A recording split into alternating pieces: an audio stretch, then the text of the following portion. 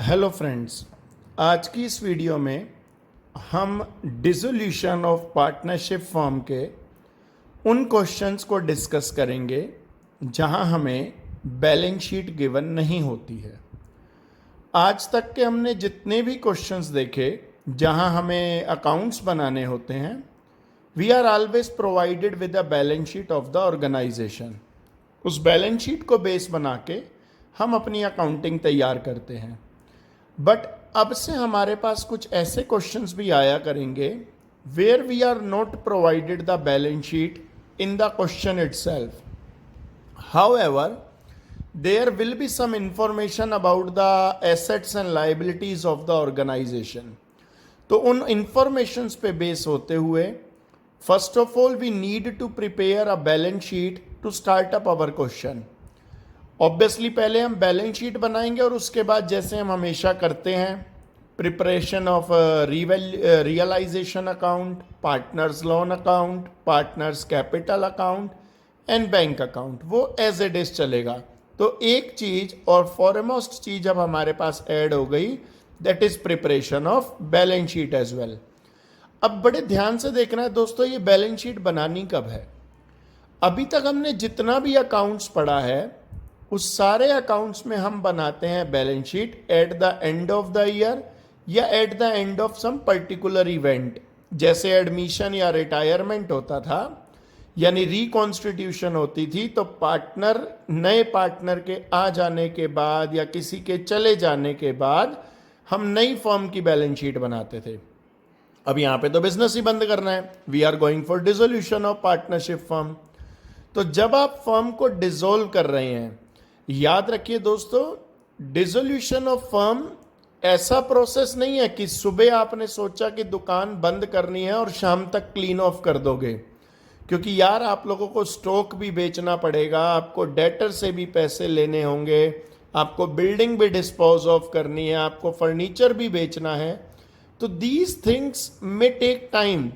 तो इस प्रोसेस में कुछ वीक से लेकर कुछ मंथ्स तक का समय भी लग सकता है, depending upon nature and size of your business organisation.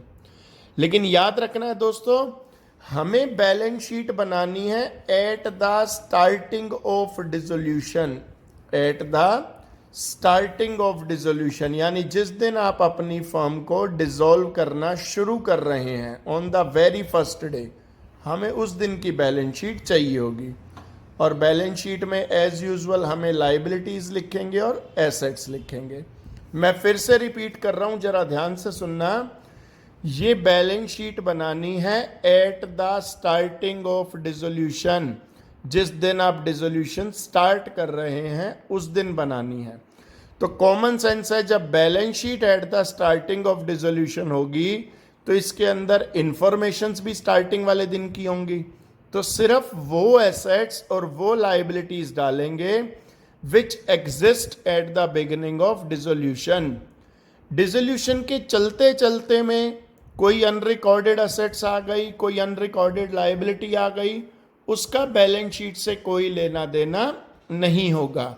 वो जैसे आप आज तक रियलाइजेशन अकाउंट में डालते आए हैं, आगे से भी वैसे ही डालेंगे।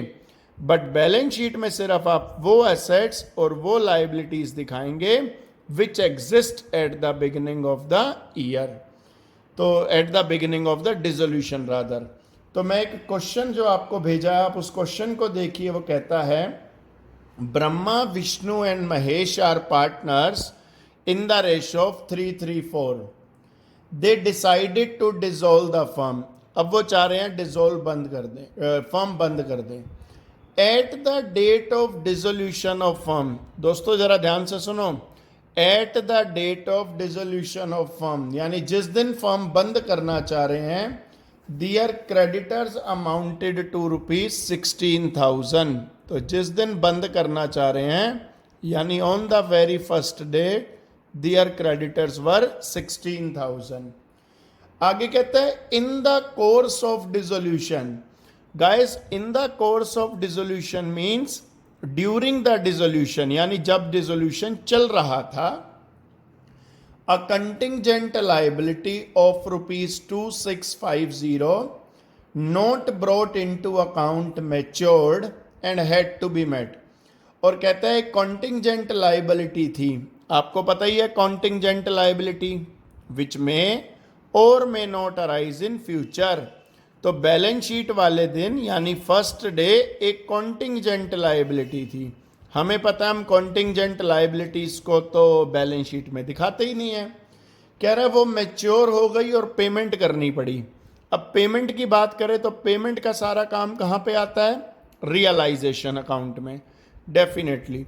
तो इस लाइबिलिटीज को भी बैलेंस शीट में नहीं दिखाएंगे क्योंकि and on the date of balance sheet it was a contingent liability, इसका नेचर कॉन्टिंजेंट था, अराइज हो भी सकती थी नहीं।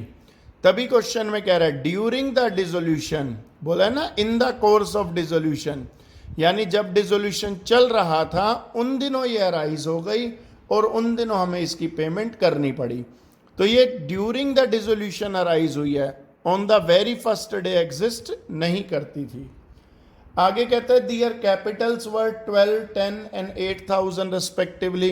अब हमें पता है कैपिटल तो लाइबिलिटीज में ही दिखाई जाती है, तो कैपिटल्स लिख लेते हैं दोस्तों पार्टनर्स की।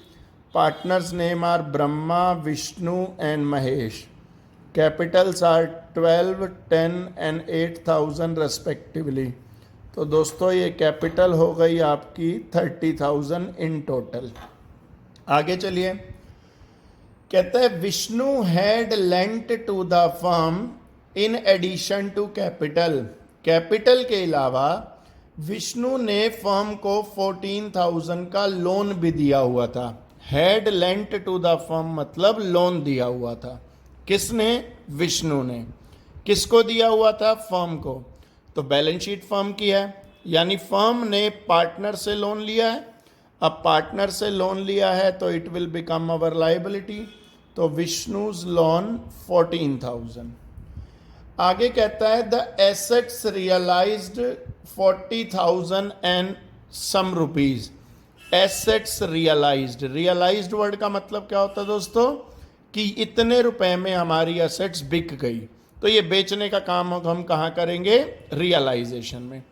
तो मोटे मोटे तौर पे हमें ये चीज़ें गिवन थी बैलेंस शीट की।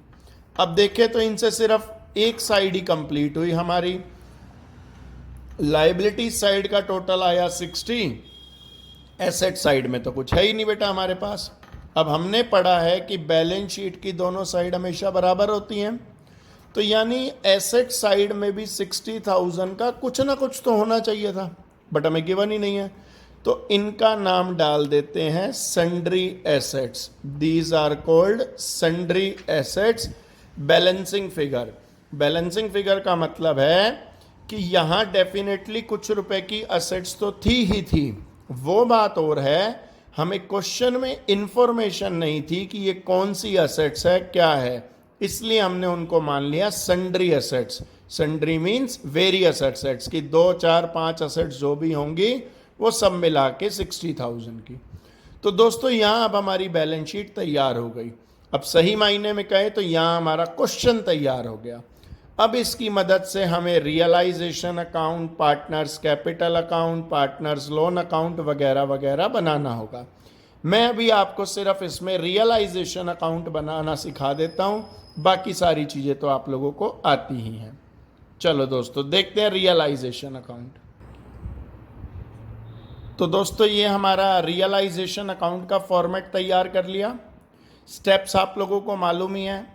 सबसे पहला स्टेप सारी एसेट्स का ट्रांसफ़र करोगे, जर्नल बनाओगे, realisation account debit to all assets 60,000।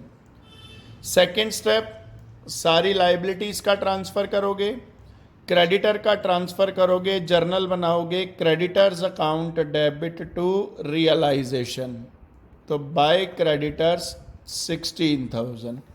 ये आप हमेशा करते आए थे। सबसे पहले सारी एसेट्स का ट्रांसफ़र, सारी आउटसाइड लाइबिलिटीज़। कैपिटल का ट्रांसफ़र करते नहीं, पार्टनर लोन का ट्रांसफ़र करते नहीं। अगला स्टेप होता था दोस्तों सेल ऑफ एसेट्स। क्वेश्चन में हमें साफ साफ बता रखा था एसेट्स रियलाइज्ड 40,150। अब एसेट्स बिकी, बेचने की एंट्री हमें आती है entry becomes bank account debit to realisation. तो by bank account assets realised 40,115। अगला स्टेप होता था लायबिलिटीज की पेमेंट। हमें क्वेश्चन में कहीं नहीं कह रखा कि क्रेडिटर्स की पेमेंट करो, लेकिन हमें मालूम है कोई कहे या ना कहे आउटसाइड लायबिलिटी की पेमेंट करनी ही करनी है। क्रेडिटर्स की पेमेंट करोगे दोस्तों तो एंट्री बनाओगे realisation account debit to bank account. ये आपने क्रेडिटर के 16,000 की पेमेंट कर दी। उसके बाद बेटा बारी आई आपकी एक अनरिकॉर्डेड लायबिलिटी थी, एक कॉन्टिंजेंट लायबिलिटी थी, उसकी भी पेमेंट करनी पड़ी। पेमेंट करोगे तो एंट्री बनाओगे रियलाइजेशन टू बैंक अकाउंट। वो कॉन्टिंजेंट लायबिलिटी थी 2650 की। हो गया बेटा। तो सारी एसेट्स भी बिक गई, सारी लायबिलिटीज़ की पेमेंट भी हो गई। और कोई इंफॉर्मेशन थी नहीं। टोटल कर लो। हमने देखा डेबिट साइड का टोटल आ रहा है 78,650, जबकि क्रेडिट साइड का टोटल तो कम लग रहा है। तो जो डिफरेंस होगा 22,500, इट बिकम्स लॉस। और क्या करें दोस्तों, इस लॉस को ट्रांसफ़र कर दो Brahma's capital, Vishnu's capital and Mahesh capital account में। ये पार्टनर थे 3:3:4 के रेशो में। बांटोगे 6,750, 6,750 एंड 9,000 रेस्पेक्टिवली। क्लियर है दोस्तों। तो आई डोंट थिंक रियलाइजेशन में कोई बहुत ज़्यादा प्रॉब्लम आई होगी, but main point is preparation of balance sheet. अगर बैलेंस शीट सही नहीं बनाई तो डेफिनेटली रियलाइजेशन में भी गलती हो जाएगी। चलिए एक क्वेश्चन हम और देखते हैं जिसमें हम और बैलेंस शीट बनाने की कोशिश करते हैं। Second question. चलिए दोस्तों, ये हमने बैलेंस शीट का फॉर्मेट तैयार कर लिया। क्वेश्चन नंबर सेकंड हमें क्या कहता है, A B and C are partners in the ratio 4:3:3। A B और सी तीन जन पार्टनर थे 4:3 और 3 के रेशो में। On 1st April 2015 they decided to dissolve the firm। कब डिसाइड कर रहे हैं बेटा फर्म को डिसॉल्व करना? 1 अप्रैल 2015। तो आपको बैलेंस शीट भी 1 अप्रैल की चाहिए होगी, और इसमें जो भी आप इंफॉर्मेशन डालोगे, यानी जो असेट्स और जो लाइबिलिटीज लिखोगे, वो भी वो लिखनी है जो 1 अप्रैल 15 को एग्जिस्ट करती हैं। कहता है on that date A's capital was इतनी, बीज कैपिटल वाज इतनी एंड सीज कैपिटल वाज इतनी। आपको तीनों पार्टनर की कैपिटल्स गिवन है। अब हमें पता है कैपिटल लाइबिलिटी होती है, तो लाइबिलिटी साइड में लिखोगे A's capital is 1,25,000 while B's capital is 45,000। अब सी की कैपिटल के साथ लिखोगे तो डेबिट वर्ड लिखा हुआ है, यानी सी की कैपिटल नेगेटिव थी, 15,000 का डेबिट बैलेंस था सी की कैपिटल का। क्लियर है। दियर क्रेडिटर्स अमाउंटेड टू 25,150। उनके क्रेडिटर्स थे 25,150। क्रेडिटर्स हमारी लाइबिलिटी होते हैं, लिख दिए। Cash in hand was 3,920। Cash था हमारे पास 3,920 का। आगे कहता है the asset realised 1,44,910। Assets realised. अब रियलाइज्ड का क्या मतलब है? एसेट्स वर सोल्ड फॉर इतने। अब दोस्तों ये तो कह रहा है एसेट्स इतने की बिक गई। एसेट्स इतने की है नहीं, एसेट्स इतने की बिक गई। अब बेचने का काम तो कहाँ देखेंगे हम? रियलाइजेशन में। तो वो रियलाइजेशन की बात है। फिर कहता है रियलाइजेशन के कुछ एक्सपेंसेस हुए। अब एक्सपेंसेस को भी कहाँ पे दिखाते हैं? रियलाइजेशन अकाउंट में। तो फिलहाल हमें 1 अप्रैल की जो जो इंफॉर्मेशन थी वो हमने लिख ली। हमें पार्टनर्स की कैपिटल गिवन थी, क्रेडिटर्स गिवन थे, कैश गिवन थी। अब हमने ये लिखा, लेकिन हमारी बैलेंस शीट की दोनों साइड भाई मैच तो नहीं हो रही। अगर मैं लाइबिलिटी साइड का टोटल करता हूँ, it becomes I think creditors amount is 23,000, not 25,000. It is 23,150. Hence liability side का टोटल बनता है 1,93,150। अब एसेट्स का टोटल भी इतना होना चाहिए, लेकिन हम देखते हैं तो कम पड़ रहा है बैलेंस, तो जितने रुपए भी कम पड़ रहा है it is 1,74,230, it will be name as sundry assets. तो हमारे पास एसेट्स का बैलेंस कम पड़ा, हमने उसको किस नाम से रिफ्लेक्ट कर दिया? सन्ड्री एसेट्स के नाम से। क्लियर है दोस्तों? ये हमारी बैलेंस शीट बनके तैयार हो गई। अब हम बात करते हैं रियलाइजेशन अकाउंट की। चलिए दोस्तों, ये हमारा रियलाइजेशन अकाउंट का फॉर्मेट बन गया। अब रियलाइजेशन अकाउंट बनाते हैं तो सबसे पहला स्टेप क्या करते थे? Transfer all assets to realisation account. अब ये हमारी एसेट्स हैं, कैश का ट्रांसफ़र करते नहीं, कैपिटल का ट्रांसफ़र करते नहीं, सन्ड्री एसेट्स है इसे ट्रांसफ़र कर दो। एंट्री क्या बनाओगे? Realisation account debit to sundry assets 1,74,230। Clear? दूसरा स्टेप होता है ट्रांसफ़र ऑफ ऑल लाइबिलिटीज़। अब लाइबिलिटीज़ में पार्टनर्स की कैपिटल का ट्रांसफ़र करते नहीं, क्रेडिटर बचा, क्रेडिटर का ट्रांसफ़र कर दो। तो बाय क्रेडिटर्स 23,150। तो दोस्तों पहला स्टेप एसेट्स का ट्रांसफ़र, सेकंड स्टेप लाइबिलिटीज़ का ट्रांसफ़र। थर्ड स्टेप कहता था सेल ऑफ असेट्स। हमें क्वेश्चन में साफ साफ बता रखा है कि हमारी असेट्स 1,44,000 कुछ रुपए की सेल हो गई। तो दोस्तों आपने एसेट्स बेची, बेचने की एंट्री करोगे cash account debit to realisation.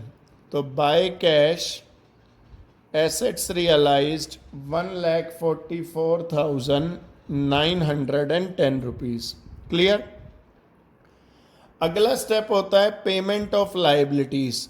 फिर से हमें लाइबिलिटीज़ के बारे में कुछ नहीं कह रखा, ना भी कह रखा हो तो भी पेमेंट करोगे। क्रेडिटर्स की पेमेंट करोगे, एंट्री बनाओगे realisation to cash 23,150 rupees. Then it says realization expenses amounted to 1,860 rupees. तो जो रियलाइजेशन का एक्सपेंस हुआ बच्चों, पेमेंट करोगे, एंट्री बनाओगे रियलाइजेशन टू कैश एक्सपेंसेस के 1,860 रुपीज़। तो दोस्तों सारी एसेट सेल हो गई, सारी लाइबिलिटीज़ की पेमेंट हो गई, सारा काम हो गया। अब इसे बंद कर दोगे, यहाँ से अपना लॉस कैलकुलेट कर लेना जैसे करते आए हो, और इस लॉस को ट्रांसफ़र कर देना पार्टनर्स में। हमारे पार्टनर हैं ए, बी और सी, तो जो भी इनका प्रॉफिट शेयरिंग रेशो होगा इस लॉस को इनके प्रॉफिट शेयरिंग रेशो में ट्रांसफ़र कर देना। क्लियर है बेटा सेकंड क्वेश्चन भी?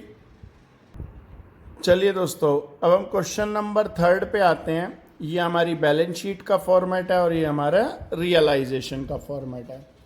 It says A and B are partners in the ratio of 60% and 40%। अब आप समझते ही हो दोस्तों 60% और 40% का मतलब परसेंटेज से परसेंटेज कैंसिल कर दी, 0 से 0 कैंसिल हो गया। इफेक्टिवली 3:2 के रेशो में पार्टनर थे। They decided to dissolve the firm on 31 March 2015। तो उन्होंने डिसाइड करा कि हम फर्म को बंद करना चाहते हैं 31 मार्च 2015 को। तो दोस्तों हमें बैलेंस शीट भी उसी दिन की चाहिए होगी।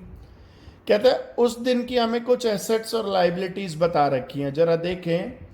It says A's capital was 2,40,000। A's capital was 2,40,000। तो दोस्तों कैपिटल को बैलेंस शीट की लाइबिलिटीज में पुट कर दिया। बीज कैपिटल वाज 25,000, लेकिन बी की कैपिटल का हमें डेबिट बैलेंस दे रखा है, और दोस्तों हमें पता है डेबिट बैलेंस वाली सारी चीजें एसेट्स में चली जाएंगी। Then it says profit and loss also having debit balance. Profit and loss का भी डेबिट बैलेंस दे रखा है। इट मीन्स वो भी लॉस को रिप्रेजेंट कर रहा था। अगर हमें क्रेडिट बैलेंस गिवन होता तो हम उसे कहाँ डालते? प्रॉफिट एंड लॉस को लाइबिलिटीज में। वो प्रॉफिट को रिफ्लेक्ट करता है, ये लॉस को रिफ्लेक्ट करता है। और ध्यान देना दोस्तों, अगर खाली प्रॉफिट एंड लॉस लिखा होता ये भी ना गिवन होता कि whether it is debit balance और क्रेडिट बैलेंस, तो it should have been assumed as credit balance, it should been considered as profit. भाई बड़ी सीधी सी बात है, किसी फिगर के आगे ये ना लिखा हो कि ये पॉजिटिव का है या नेगेटिव का है, तो हम उसे प्लस का ही मान के चलते हैं ना। तो उसी तरीके से अगर ना बता रखा हो कि ये प्रॉफिट है या लॉस है, तो it will be considered as profit. Then it says our trade creditors are 40,000। तो दोस्तों क्रेडिटर का अमाउंट गिवन था। लोन फ्रॉम मिसेज ए, याद रखना हमारा पार्टनर मिस्टर ए है, मिसेज ए हमारी पार्टनर नहीं है, तो she is like an outsider to us. And then it says our bank balance is 15,000। तो हमें क्वेश्चन में बेटा कुछ इंफॉर्मेशन लाइबिलिटीज के बारे में गिवन थी, कुछ इंफॉर्मेशन एसेट्स के बारे में गिवन थी। आगे कहते हैं एसेट्स रियलाइज्ड 1,90,000। एसेट्स रियलाइज्ड यानी इतने रुपए में बिक गई, तो सेल का काम तो हम रियलाइजेशन में देखेंगे। Then it says all creditors were paid off and realisation expenses were इतने, ये सारा भी रियलाइजेशन की बात है। तो फिलहाल हम अपनी बैलेंस शीट को चेक करें, क्या हमारी बैलेंस शीट दोनों तरफ से इक्वल आ रही है। लाइबिलिटीज का टोटल करते हो इट बिकम्स 3 लाख रुपीज़, जबकि एसेट्स का टोटल भी 3 लाख होना चाहिए। चेक करो कि क्या 3 लाख है, नहीं, ये तो सिर्फ 45 और 30 70,000 रुपीज़ है। तो अभी भी 2,30,000 का डिफरेंस है। This difference will be treated as sundry assets. इसको क्या बोलोगे आप, सन्ड्री एसेट्स। तो ये आपकी बैलेंस शीट बनके तैयार हो गई दोस्तों। अब क्या करें जी बैलेंस शीट बनने के बाद, सबसे पहले अंदर देखो कोई डिस्ट्रीब्यूटेबल आइटम तो नहीं है, डेफिनेटली पी एंड एल मिला हमें। क्या करोगे, इस पी एंड एल को पार्टनर्स में बांट देंगे। कौन से पार्टनर, ओल्ड पार्टनर। कौन है हमारे old partner, A and B. तो एंट्री बनाओगे दोस्तों, A's capital account debit, B's capital account debit to P and L. ये उसको डिस्ट्रीब्यूट करने की एंट्री बना दोगे अपने ओल्ड रेशियो में। इसका इफेक्ट क्या पड़ेगा बेटा एंट्री का, बैलेंस शीट में से पी एंड एल खत्म हो जाएगा और पार्टनर्स की कैपिटल रिड्यूस हो जाएगी। तो ये जर्नल एंट्री आप कर लेना। अब आते हैं हम रियलाइजेशन पे। सबसे पहला सारी एसेट्स का ट्रांसफर। एसेट्स थी हमारी 2,30,000 की बेटा, ट्रांसफर करोगे, एंट्री बनाओगे रियलाइजेशन टू सन्ड्री एसेट्स। दूसरा काम होता है आउटसाइड लाइबिलिटीज का ट्रांसफर। कैपिटल आउटसाइड है इनसाइड है, ऑब्वियसली इनसाइड है। Creditors are outside and loan from Mrs A is also an outside liabilities. तो इनको ट्रांसफर करोगे तो by trade creditors 40,000 and by loan from Mrs A 20,000। तो दोस्तों हमने आउटसाइड एसेट्स का सारी एसेट्स का भी ट्रांसफर कर दिया और आउटसाइड लाइबिलिटीज का भी। Next step is sale of assets. Assets बेचते हो दोस्तों तो जर्नल एंट्री बनाते हो bank account debit to realisation, और आपको क्वेश्चन में साफ साफ बता रखा है कि हमारी सारी एसेट्स 1,90,000 में सेल हो गई। अब बड़े ध्यान से देखना, it says all creditors were paid at a discount of 5%। सभी के सभी, ऑल वर्ड का सिग्निफिकेंस समझना। अगर दोस्तों हमें सिर्फ ये कहता ना कि creditors were paid at a discount, तो हम इन क्रेडिटर्स की पेमेंट डिस्काउंट पे करते। अभी हमें कह रहा है ऑल क्रेडिटर, ऑल वर्ड का क्या सिग्निफिकेंस है, इट मींस हमने जिस जिस की भी पेमेंट करनी थी सबकी पेमेंट हमने डिस्काउंट पे की है। तो इन क्रेडिटर्स की पेमेंट भी डिस्काउंट पे की है और मिसेस ए के लोन की पेमेंट भी डिस्काउंट पे की है। तो पेमेंट करोगे दोस्तों, एंट्री बनाते हो रियलाइजेशन टू बैंक अकाउंट, ये हेडिंग बना दी। क्रेडिटर्स 40,000 के थे बेटा, 5% कम यानी 2,000 कम 38 में पेमेंट हुई। मिसेस एज लोन 20,000 का लोन था, 5% कम 1,000 कम यानी 19,000 की पेमेंट हुई। तो अल्टीमेटली इन दोनों की पेमेंट में हमारे 57,000 खर्च हो गए। नेक्स्ट स्टेप से realisation expenses amounted to ₹4,000। Realisation के एक्सपेंसेस हुए 4,000 के। एक्सपेंसेस की पेमेंट करोगे दोस्तों तो एंट्री बनाओगे रियलाइजेशन टू बैंक अकाउंट ₹4,000। तो सारी असेट सेल कर दी, सारी लाइबिलिटीज की पेमेंट हो गई, रियलाइजेशन एक्सपेंसेस थे उनकी पेमेंट हो गई। इस हिसाब से इसको क्लोज कर देना, अपने आप ये लॉस कैलकुलेट कर लेना। तो ये जो भी लॉस आएगा बेटा ये पार्टनर्स में बांट देना, ए और बी में, उनके ओल्ड रेशो में, विच इज गिवन एज 3:2। तो क्लियर है बेटा थोड़ा थोड़ा कि किस तरीके से हमें बैलेंस शीट बनानी होती है और किस तरीके से क्वेश्चंस करने होते हैं। ठीक है, चलो एक क्वेश्चन और देखते हैं दोस्तों, एक क्वेश्चन और देखते हैं, क्वेश्चन नंबर 4। चलिए दोस्तों देखते हैं क्वेश्चन नंबर 4। ये हमारी बैलेंस शीट का फॉर्मेट हमने तैयार कर लिया। It says A and B are partners in the profit sharing ratio of 3:1। They decided to dissolve the firm on 31 March 15। 31 March 15 को डिसॉल्व करना चाह रहे हैं, उसी दिन की बैलेंस शीट बनानी है। यानी इसमें वो एसेट्स और वो लाइबिलिटीज दिखानी है जो इस दिन एग्जिस्ट करती थी। कह रहा है on that date, that date मतलब वही 31 मार्च, दियर कैपिटल्स वर 1,50,000 रेस्पेक्टिवली। अब हमें पता है दोस्तों कैपिटल्स हमारी लाइबिलिटी होती है, तो ए की कैपिटल थी 1 लाख एंड बी की कैपिटल थी 50,000। तो आज के दिन कुल मिला के दोनों की कैपिटल इज 150। अब बड़े ध्यान से देखना जरा क्या कहता है। Amount owing by A to the firm was 42,000। Amount owing by A, owing by A, O word किसे कहते हैं बेटा? ओ वर्ड को समझो।